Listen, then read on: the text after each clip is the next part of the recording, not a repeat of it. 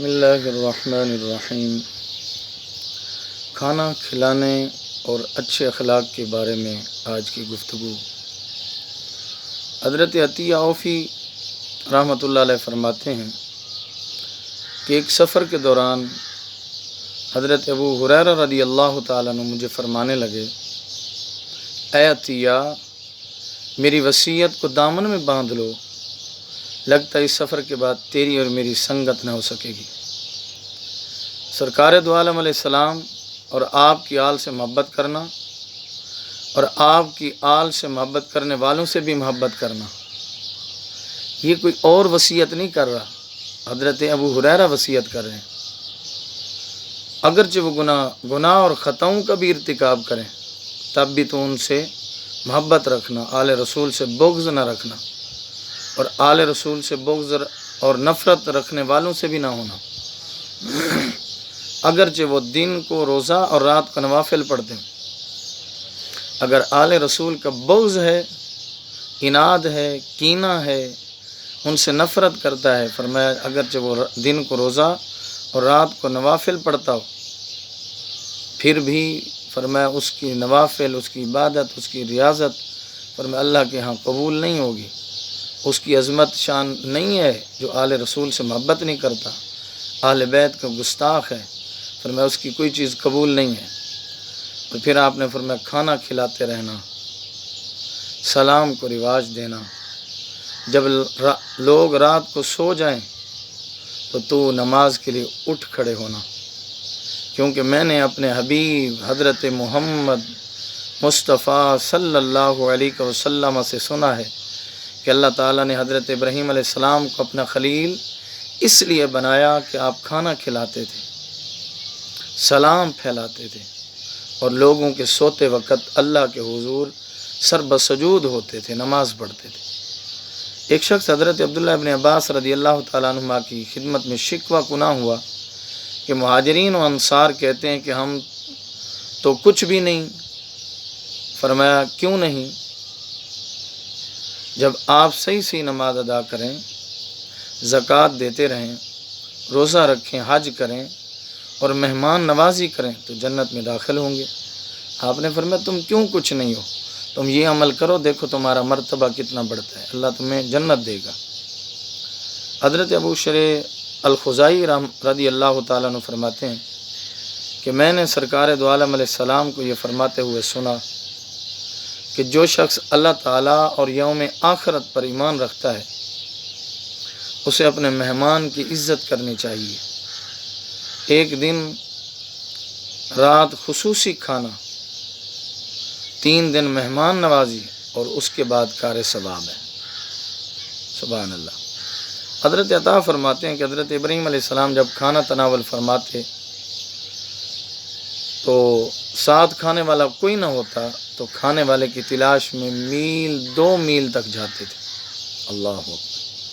حضرت اکرمہ رضی اللہ تعالیٰ عنہ فرماتے ہیں حضرت ابراہیم علیہ السلام کا لقب مہمانوں والا تھا۔ آپ کے محل کے 4 دروازے تھے، آپ تاڑ میں رہتے تھے کہ کس دروازے سے کون آتا ہے۔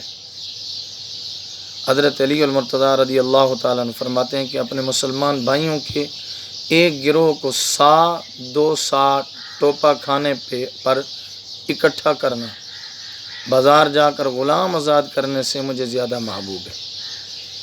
آپ فرماتے تھے کہ جو لوگ اپنے مسلمان بھائیوں کے گروہ کو 1 سا یا 2 سا ٹوپا کھانے پر اکٹھا کرنا، فرمایا اگر ان کے پاس 1 سا ہے، 2 سا ہے، فرمایا اس پر لوگوں کو اکٹھا کرتے ہیں، دسترخوان پہ اکٹھا کرتے ہیں اور لوگوں کو کھلاتے ہیں، بازار جا کر غلام آزاد کرنے سے فرمایا مجھے زیادہ محبوب لگتا ہے یہ عمل ان کا، کھانا کھلانا۔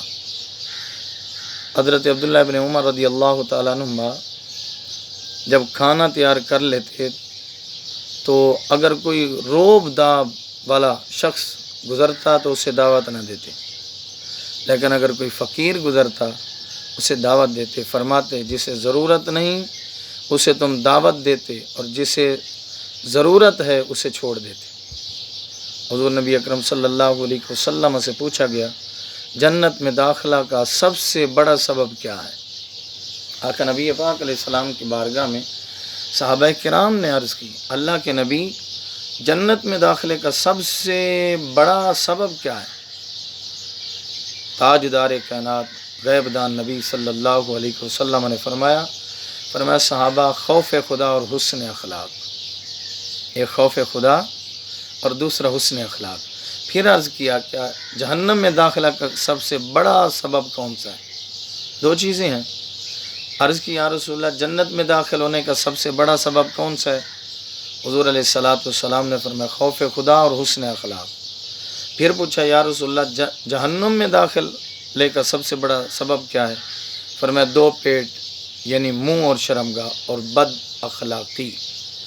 فرمایا پیٹ کی ضمانت تم دو کہ اس میں لقمہ حلال جائے گا، اور شرمگاہ، اور فرمایا منہ،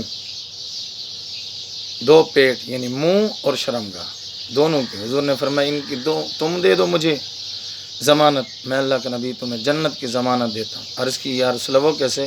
فرمایا لقمہ حلال کھاؤ اور شرمگاہ کی حفاظت کرو اور بد اخلاقی سے محفوظ رہو، اچھے اخلاق بناؤ، اپنے آپ کو تاجدار مدینہ صلی اللہ علیہ وسلم کی اسوہ سیرت صورت پہ چلانے کی کوشش کرو۔ جب تم اسوہ مصطفیٰ اپنا لو گے تو یہ دنیا بھی بہتر ہو جائے گی، آخرت بھی بہتر ہو جائے گی۔ اللہ کی بارگاہ میں دعا ہے رب ذوالجلال ہم سب کو غریبوں کے ساتھ ہمدردی، ان کو کھانا کھلانے کی توفیق بخشے، اور آقا علیہ السلام کے فرامین کے مطابق اپنے اخلاق کو اچھا کرنے کی بھی توفیق بخشے، حقوق اللہ کے ساتھ اللہ حقوق العباد ادا کرنے کی بھی توفیق بخشے۔ وآخر دعوانا ان الحمد للہ رب العالمین۔